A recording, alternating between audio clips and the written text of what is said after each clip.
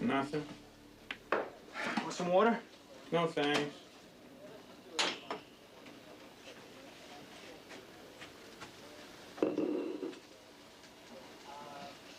What do you pay for that stuff?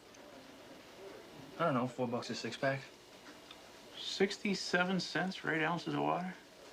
All the way to France, they see you coming. Comes from the Italian Alps. Well, that makes a difference. What's with the son of Sam? David Berkowitz shot 6 people. Those are the ones he confessed to. For the shootings, probably before he even thought about it. He was a fire setter. He set over 2,000 fires. Abandoned cars, vacant lots. He put a match to anything. He never got caught. A lot of pyromaniacs grow up to be killers. I know. A lot of them don't. Why's that, Tony? Ask Ann, I don't know. I don't either. Sometimes it drives me crazy.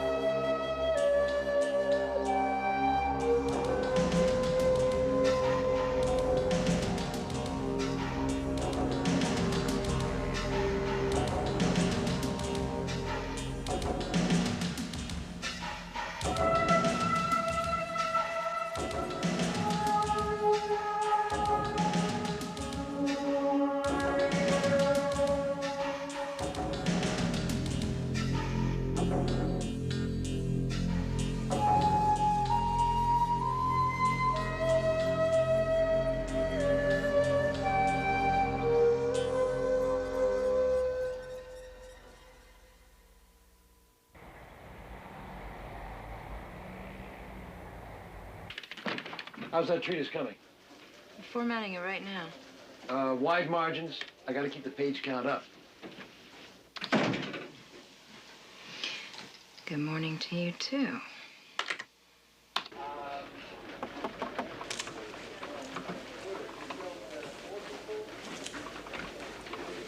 Alan, how soon are you gonna be done with your paper? I'm proofing it right now. Thought I'd include some pictures and a brief explanation of the systems. Good idea. No, maybe not, maybe not. I don't want them to think that we're spending their money on PR. It's coming out of my own pocket. You should have mentioned it. Ned, your performance diary. On your desk. Tony.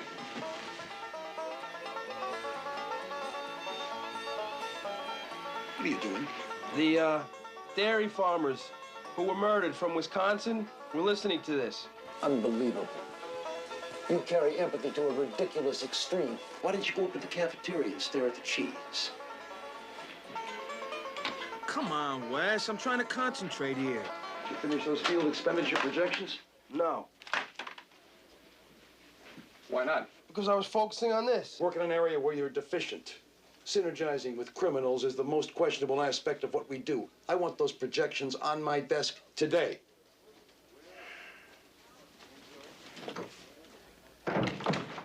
Staff meeting, 10 minutes. Staff meeting, 10 minutes. I had printing make up a dozen of these, one for every member of the subcommittee, one for you, and 7 copies are going over to the Attorney General's office. That's good, Jim. I want all documents relating to the hearing on my desk today. I've got Ned's. Here's mine. Jimmy, have this proof corrected and printed for the binder, please. Okay, Skipper. Okay, business at hand. Some youngster from Interpol shipped us some tissue samples packed in dry ice and forgot to affix the diplomatic seal. We need you to intercede with customs. Will do. What's priority? Vis-a-vis Interpol, there's been another killing in Belgium, young couple in Liège. One couple every Valentine's Day for the past 13 years. Well, there's not much we can do about that unless Alan's got a lead. Do they celebrate Valentine's Day in Brussels? Jimmy, find out.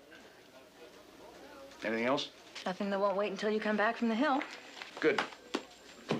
There is this fire setter in Haynesville, North Carolina. 5 fires in the last 10 days. Each progressively bigger and more dangerous. There's nothing here for us, Ned, unless I've missed something. Well, the Unsub's starting to get closer to dwellings. A dumpster, a vacant lot, abandoned tractor, a supermarket, and a music store. Exactly. See, the first 3 are where you know there are no people. Then the supermarket and the music store, where people definitely show up. Well, this shouldn't have made it to us. Why did it? A frustrated fire chief in a small, tranquil town didn't know where else to turn. Tell him to call Raleigh. I want to look into this. It's probably a teenager. Definitely a teenager. Male, white, approximately 15 years old, below average intelligence, socially maladjusted. That's the classic profile. Classic and common. That's all. Yes, mein Führer. What? I was only following orders. Ned. Ned. What was that, mein Führer? You know exactly what that I didn't was. deserve that dismissal. You have any idea what I'm going through to prepare for these hearings? I have a pretty good idea that's all you care about recently. I know why you want this case, Ned. Well, I think after 35 years in the job, I ought to be able to make an occasional call without being dumped on by bureaucrats. Bureaucrats. Just calling a spade a spade.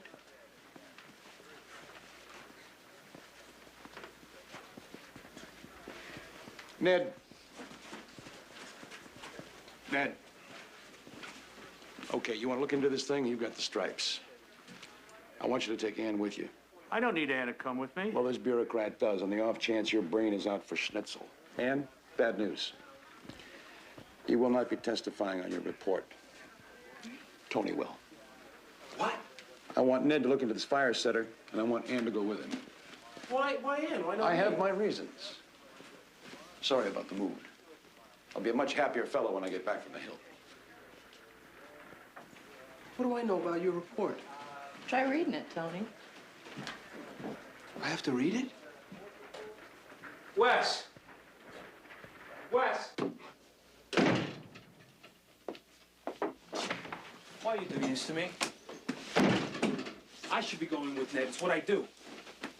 How you do reports? That's Ann's expertise. She's not a field detective. I am. She's great in the field. Yeah, victimology. Do you know what this has to do with David Berkowitz? Doesn't have anything to do with Berkowitz. Sure it does. Berkowitz was a fire setter. I found Ned reviewing his file this morning. Yeah, I know. I can't run up to that hill and give testimony on her area of expertise. Why don't you read a report?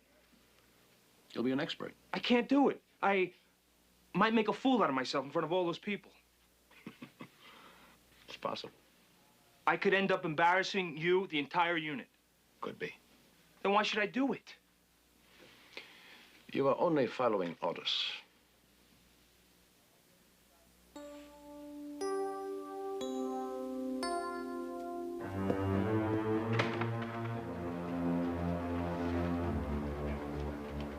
I love irritating him.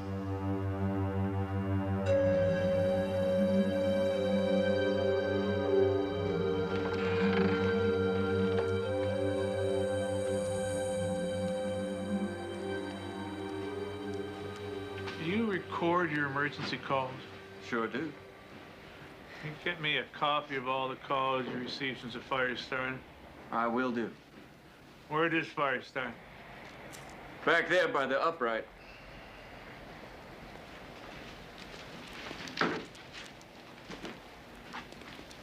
There's nothing special about it. Just a lot of gasoline and a match.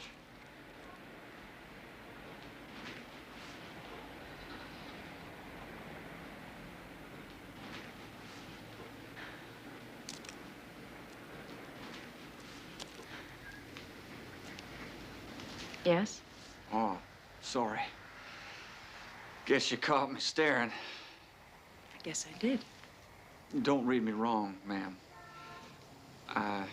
I'm just a little surprised that the Justice Department responded in the affirmative to my request. I also had no idea the Justice Department could be so pretty. What she follows, I do declare. I've just always wanted to do that. Well, that's all right, ma'am. You can call me Ronnie. Oh, Scarlett.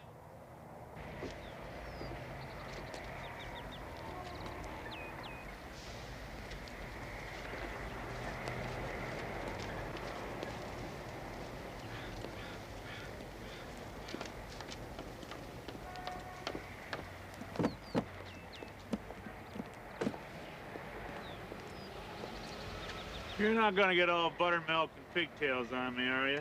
Come on, Ned, don't be such an old fuddy-duddy. Oh, buddy. Get up on the crate and look through the window. No, don't touch the sill. See anything on the sill? Yeah, I need a bag. Thanks.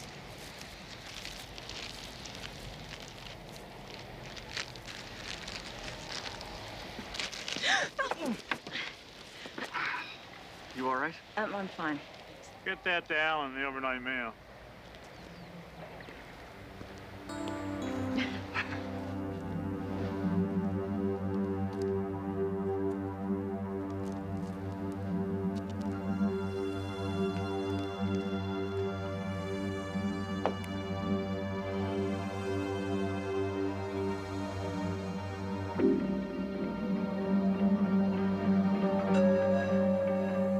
I want to go back to the hotel now.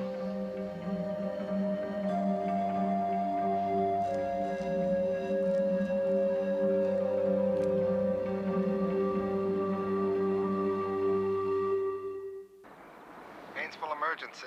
Yeah, there's a fire outside. What's the location? A dumpster behind 25 Neptune. It's There's a lot of open. smoke coming in the apartment. Smells like oil. Get a truck out here. Why are you listening to that tape? I cashed a check this week. No, I meant if we sent it to Washington, Alan could run it through the sound spectrograph and get a voice print. I sent him the original already. This is a dub. Any repeat callers? I haven't heard it all yet. Keywords or phrases that might... I said I haven't heard it all yet. What do you say we take a break and get some dinner? We know who this guy is. 15 to 20, below average intelligence, socially maladjusted. Now, just a second. That's twice I've had to listen to you say that. Below average intelligence according to who? The McGinley report. And did this McGinley character, did he collar a couple dozen fire setters before he hung up his badge? He was a professor of behavioral sciences at Berkeley. A bare-knuckle beat if ever there was one. You can ridicule this if you want to, Ned, but the fact is, everything we know about fire starters is... It's based on what you learned after they were caught by guys who never heard of the McGinley report, but who got on first-term basis with these kids. Most of whom are just trying to establish a little control in their life. Ned, we're not talking about a one-time thrill seeker here. We're talking about a pathological fire starter. You don't know he's pathological. No, he could have a thing for barbecues, but I wouldn't count on it. Because it wouldn't validate what you do. What the hell does that mean? Without a sickness, you can't provide a cure. You can't justify those initials after your name. I don't have to justify them. To you or anyone else. If you don't want to talk to me about what your problem is, Ned, that's fine. But I'm through taking a shellacking for this. Now, I came down here to help you out and... I didn't ask you. But I'm here. I cashed my check, too. Now, so you can just forget about the help, all right? I'm here working the same case. No, we're not. You're looking for a pathologically motivated criminal with a consuming hatred for society. I'm looking for a kid who probably figures the whole world is stacked against him. And all he wants is for the few people in his life that he cares about to stop and listen. That's all any kid wants, Ann. The damn video games and the stereos, that doesn't matter. They just want someone to stop and listen. You must have been one hell of a father. Just because I knew what to do doesn't mean I did it. Come on, let's get dinner. I don't want to keep at this. All right, I'm going now. Bye. But I'm gonna pick you up in an hour, and we're gonna have dinner at a restaurant that does not serve ketchup. Stop and listen. 1 hour.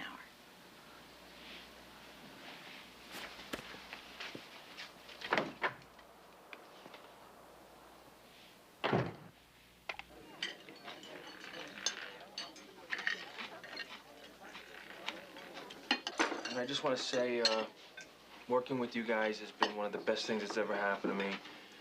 And I'm really gonna miss it. Tony, this isn't a goodbye dinner, because this isn't goodbye. Come on, Westy doesn't send me to North Carolina with Ned.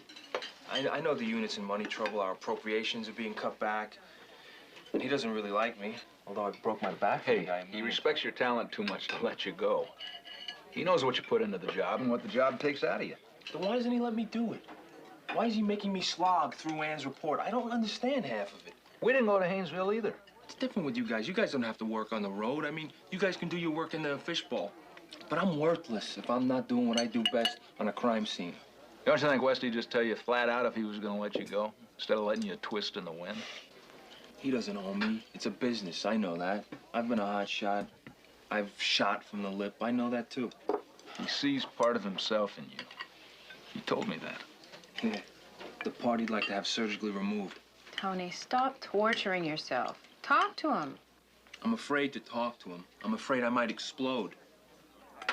I mean, my ego is just as big as his, you know? I mean, he can't just shut me out like this. Why can't he deal with me like a man? Look, I'm not being paranoid here. I just want to know what he's saying about me, because if he thinks he's going to cut me up and throw me to that committee, well, then he should at least admit it to me. Let's talk. I know exactly how you feel. If there's a joke, I want in. Come on, Platt. I was just thinking of the cheap little novels being written in the heads of all the guys that are watching me dance with you. Well, what makes you think anyone's watching? If I were them, I would be. And it'd be driving me nuts. You are a terrific dancer. I know.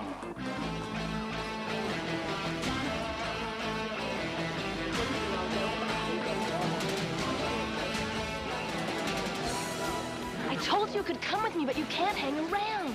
You're embarrassing me. Find your own friends.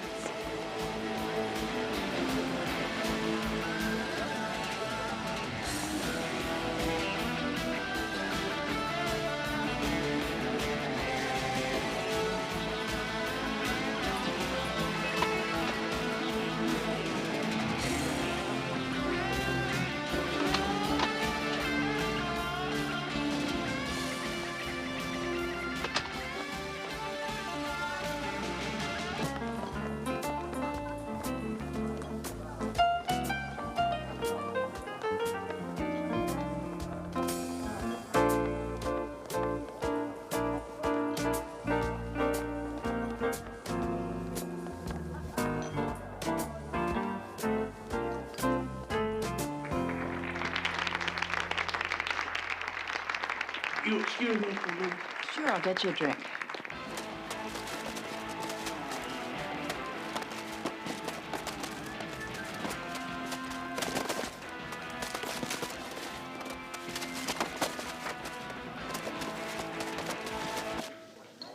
Let me get that. Thank you, but I'm with someone. Story of my life. I hear you. Is it someone you want to be with? I hope so. Sort of drives you nuts, doesn't it?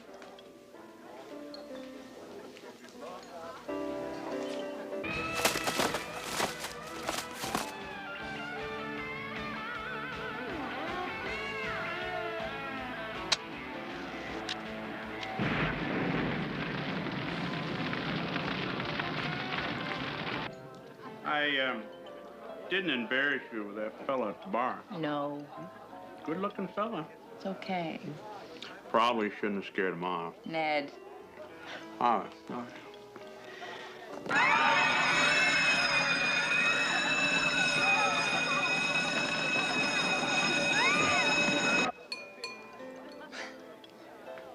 I owe you an apology.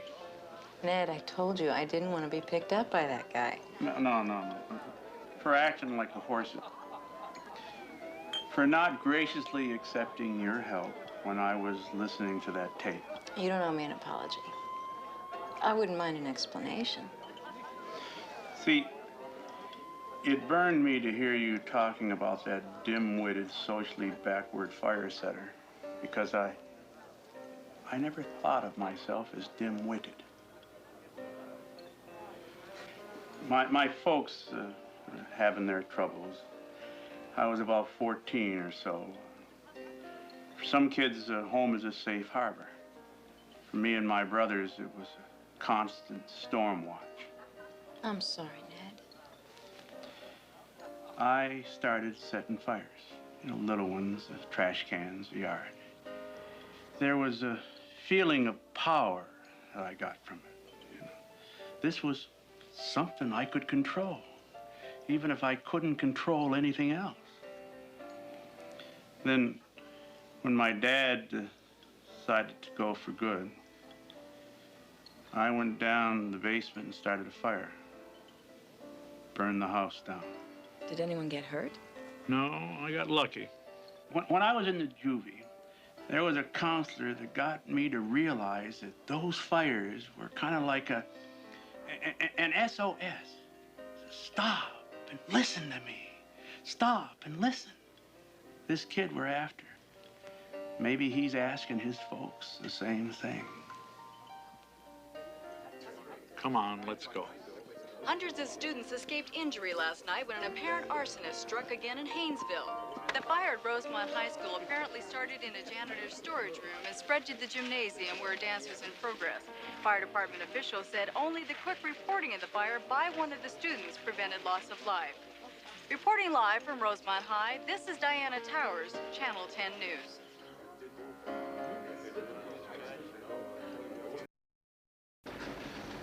Yeah, there's flames and stuff coming out of the music store across the street. Where are you now, sir? Mule? What the hell's the name of this joint? This guy called in twice. Fire 2 nights ago and the fire last week at the supermarket. Well, fires 4 and 5 were 6 blocks apart. It's conceivable he saw 2 fires. Yeah, as drunk as he sounds, it's conceivable he saw 2 of everything. His explosives are in such a low frequency. I'm surprised he's able to stand. We had one other multiple caller. I was driving by with my mom and we saw flames coming out Girl. of the music store. Yeah, she also reported the supermarket fire.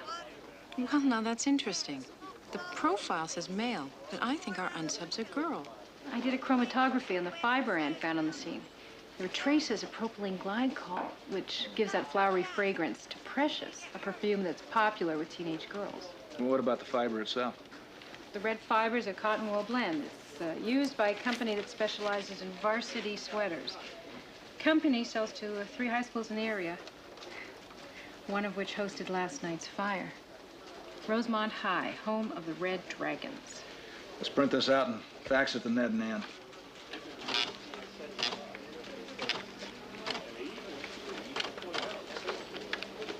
Was there anybody left inside when the fire department arrived? Yeah, me and some of my friends were in the bathroom on the first floor, you know, trying to get away from the smoke. And then I think Richard called. I didn't know how bad it was, so I figured I should call someone. So you're the hero. Yeah, well, you know, there was all this smoke. I figured it was better to call it, even if I was wrong. Someone could have got hurt with all those people. You mind knocking off a piece of that footage for me? I already did. That copy's yours. Did you get the kids' names and addresses? I'll be happy to let you have them, but you'll have to go through legal. Listen, if any of these kids give you a call, you mind giving us a jingle? We're at the Carriage Inn. Sure thing. Thanks. Thanks. All right, thank you. Thank you. You see a phone booth around? Who are you calling? If memory serves me correctly, Bell Labs is the one that invented the spectrograph. You can probably get a graph of this knocked off in a couple hours. You think the girl on this tape is the same one that Alan and Norma isolated from the emergency calls? Aren't you going to tell me that 90% of all fire starters are males? Come on, Ned, we've been through that. There ain't no more Ivy League generalizations. But 90% of all fire setters are male. Jim Wood will tell you that. But the multiple caller was a girl. Or a boy whose voice hadn't changed. Open the door! I said open the door! I gotta get in there. Mom and I have to leave. So leave. Nobody's stopping ya. I'm counting to 3, and this door better be open. 1, 2. I heard you the first 50 million times. Mom and I are leaving. You got all day to brush your teeth. What are you, the queen of hygiene? This is my bathroom, too. Out. This is no way to treat a hero. You're not a hero. You're a dweeb.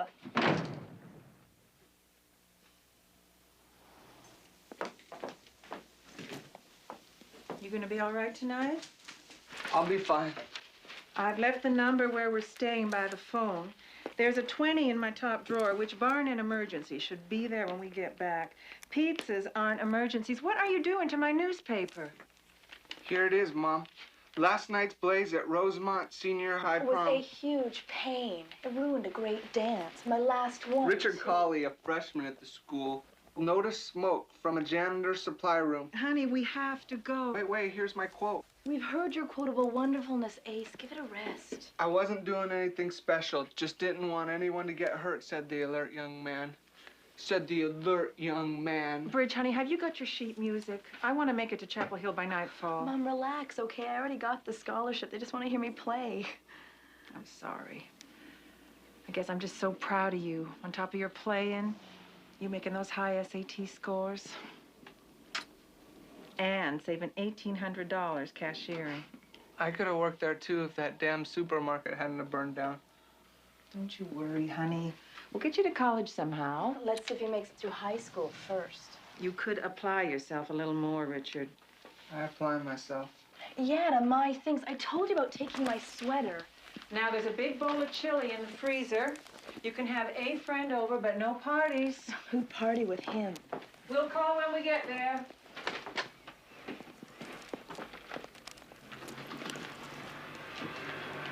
Why don't you just tattoo it to your chest, hero? Better use small letters.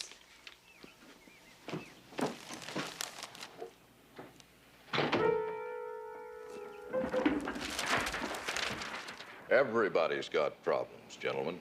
You, me, every department on the Hill. We're all bleeding to death, right? The whole nation's bleeding. You know, I love that word, bleeding. Well, the taxpayers want relief. They're sick and tired of footing the bill for ego measuring contests with the world's law enforcement agencies. I'm here. What this committee? And I got Ann's report out cold. At 3 o'clock, Tony, Right not 10 off. after. Where's your... Here's my report, Wes. If you're gonna take me out of the game, you're gonna do it to my face. Personally, I don't think you have the guts. What the hell are you talking about? The hell is everybody, anyway? Wake up, Tony. Nobody cares. Agent Grayson, CPU, are you ready? Yes, sir. Mr. Chairman, I have a last-minute addendum. Fine, Mr. Grayson. When you're ready.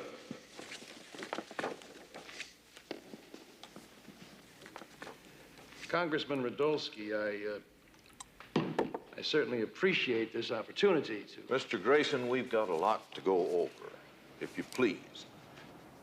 Before getting into the specific rationale of each of my requests, Congressman, I would like to provide an overview. Contained in your binder there, in addition to the ratios of the cost per conviction as well as cost per victim, you'll find the constraints, the various cutbacks we've already endured with regard specifically to the cost of the day-to-day maintenance of perhaps the most sophisticated crime detection center in the history of modern criminology.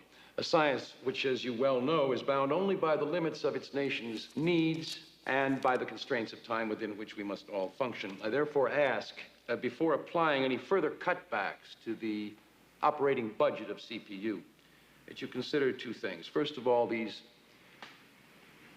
tools of our trade are objects of high technology, the wonder of modern thinking. And secondly, that my requests be considered not with an abject eye, but with an eye to the future. Excuse me, Mr. Grayson. But would it be too abject of me to ask what the hell's so sophisticated about this?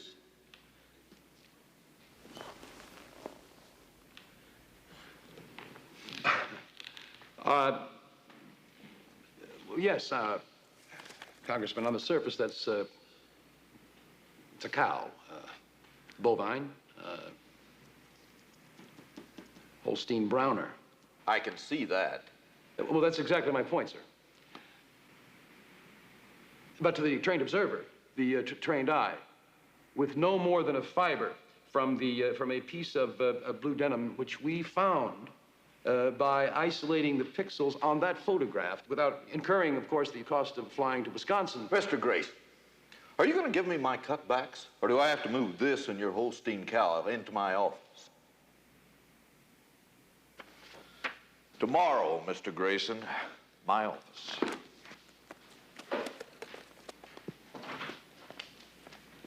Wes, I'm sorry. I don't know how that got in there.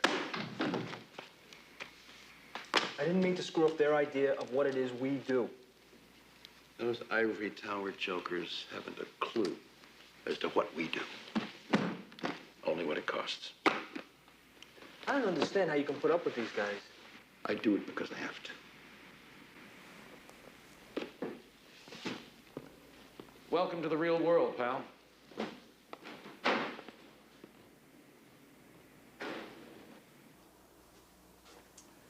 The one I taped to the glass, that's from Alan and Norma.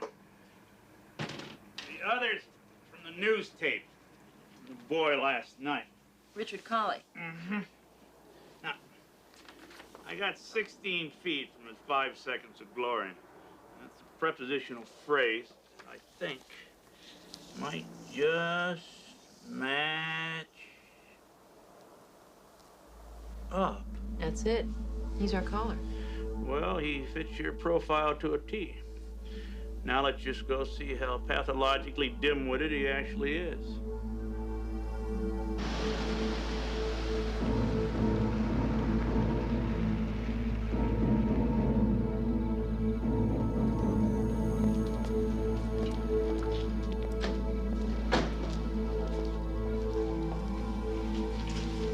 You know what you're gonna say? No.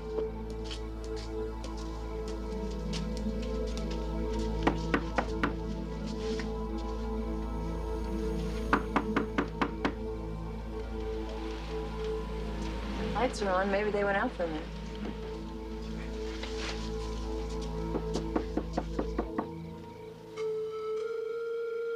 Call the fire department. An emergency unit.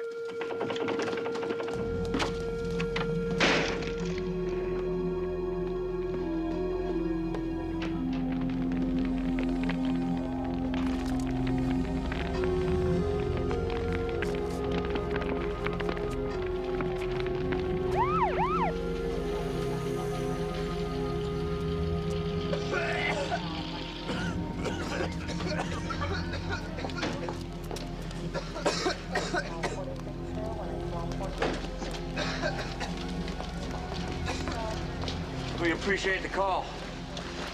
I take it this is our boy. You just take it easy, son. We'll check you out. You need attention? Officers Platt and Madison, this is Chief Prosecuting Attorney Owen Magnus. I want to talk to the boy. Nobody's talking to anybody. Son, you're under arrest. We appreciate all you've done for us, Mr. Platt. You too, ma'am.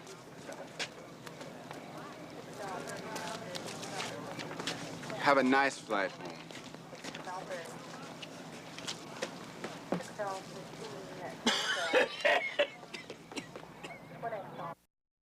Congressman, you asked me for a complete by-department review. And you've been dealing with committees and budgets long enough to understand that when we ask for a review, we mean what can you do without. And the CPU has already had to learn to conduct its business with a bullseye in the back. Hypnosis? Empathic science? Doesn't sound to me like you're being shot at.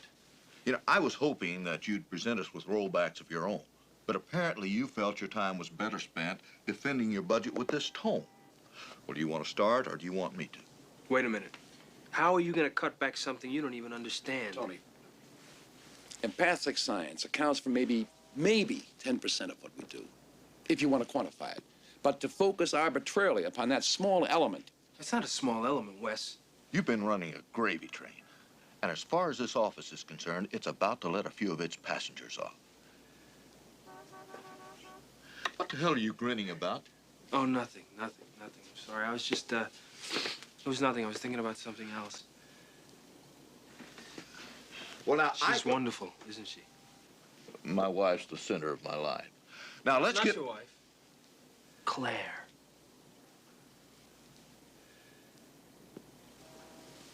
Claire? She makes you feel wonderful, doesn't she? What the hell's he trying to do? I feel her in this room. She's here on the couch. Tony, this is not the time. I'm not going to stand for this. Who needs satin sheets when you're in love, right? Get him out of here. Air. Air. I need air. Air. Room. I need room service. Room service at the Four Seasons.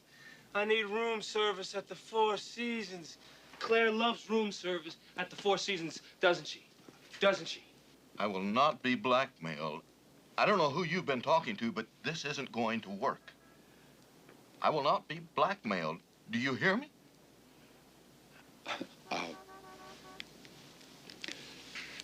Congressman, would you care to table this conversation until, say, next quarter? Yes.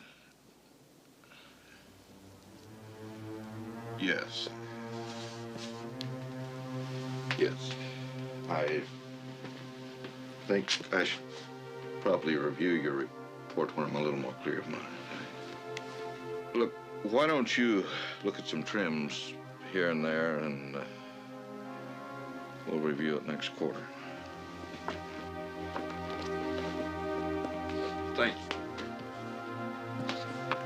Pleasure.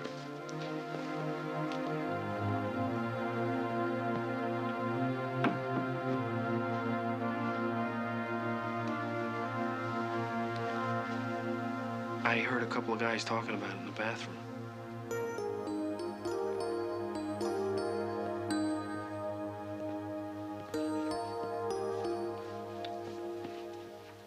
Mrs. Coley, your boy's a firebug, and he's going to do time for it. He's 15. Yes, ma'am, and already done near $100,000 worth of damage to this town. I'd like to talk to the boy. I don't think so. Why don't you people leave? Or are you waiting for us to hold you a parade? I'd like to pray, but first I want to talk to the boy. I said no. I don't think it's your decision to make. I think it's up to Mrs. Cawley. You can talk to him. I sure don't want him going to jail. You don't think he should be punished? Are you willing or able to make good on the property he destroyed? You know I can't do that.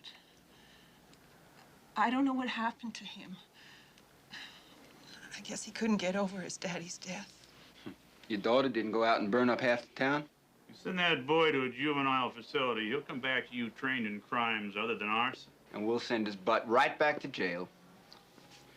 You know, I've arrested more people in my career than reside in this county. But why is it you're behaving like I'm a member of the ACLU? Because I think you got something up your sleeve. Dry skin and arthritis, friend. Now, can I talk to Richard? I don't see the harm in it. Well, fine. But my duty is clear. I'm going to prosecute. Your duty is to protect and maintain the safety and peace of the community, and that doesn't always manifest itself in the form of prosecution. What do you expect to get? I want to know why. That's all. Can I talk to him now?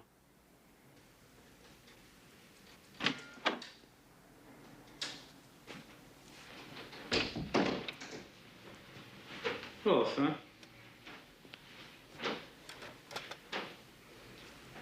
My name's Ned Platt. I'm with the Justice Department. Like a cop? Sort of like a cop, yeah. You're old. They don't mind too much. I'm the guy that pulled you out of your house last night. Why? I didn't want to see you die in there. I figured you didn't want to die in there either. Not really. How the hell would you know what I wanted? I remembered what it was like when I burned my house down. Yeah, right. Cop who burned his house down? I wasn't a cop when it happened. Get off, will you? I'm going to tell you a story, son, and you're going to sit down and listen. What if I don't? I'll break your arm.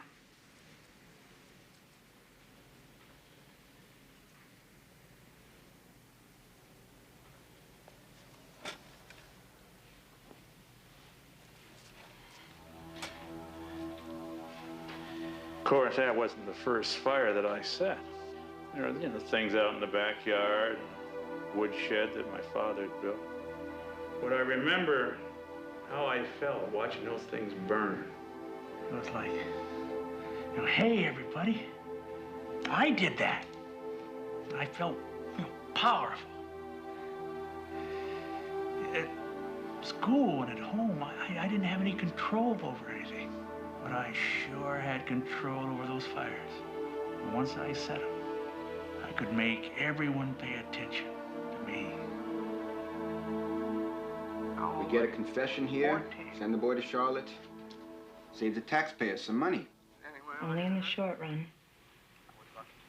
We know what happens when a juvenile is sent to what's essentially a holding tank for state prison. He learns how to be a career criminal. The folks up in Washington rely on statistics. Folks down here rely on me. They want to be protected. Well, to protect can also be to prevent. To prevent taking a kid who can be helped and turning him into an animal that has to be caged. Why'd you do it? I don't know. Guess I thought I was fixing things. See, my mom and dad, they were fighting a lot. Then my dad left. And I had to make him see what he was doing to us, what he was doing to me. And I thought setting that fire would get him back.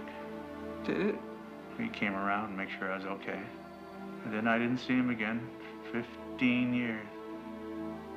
My dad's dead.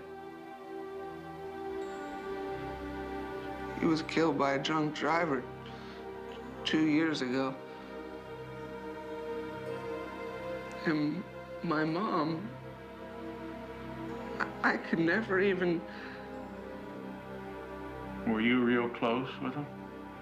We used to have this old beater. Didn't run or anything. We used to select to work on it.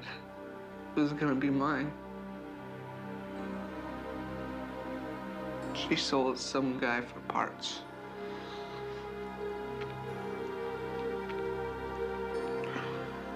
But I wouldn't have run anyway. I shut him out. I couldn't live with the pain.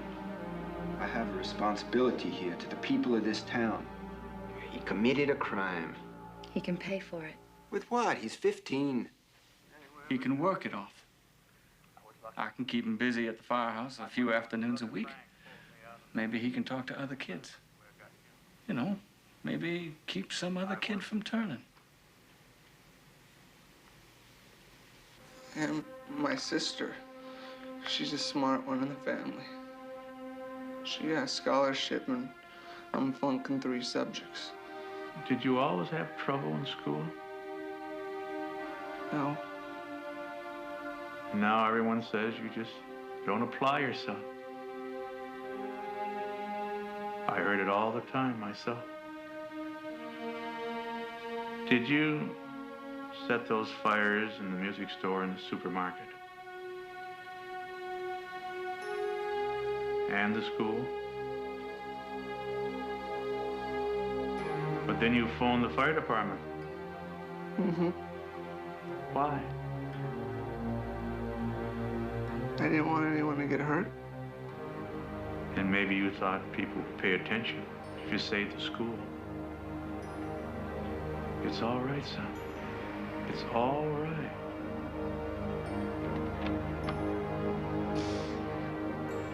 You can put him on probation, see that he gets therapy. And assign him to community service? There is a financial as well as a legal responsibility here. What about the moral responsibility not to make a kid suffer the rest of his life because of something that wasn't his fault to begin with?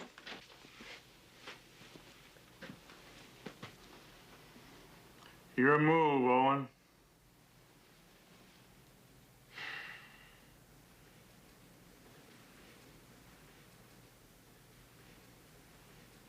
There may be a chance I can get the insurance companies to sign off on this. Agree to put them on probation, if I can. I won't press the charges. Good call? Right call.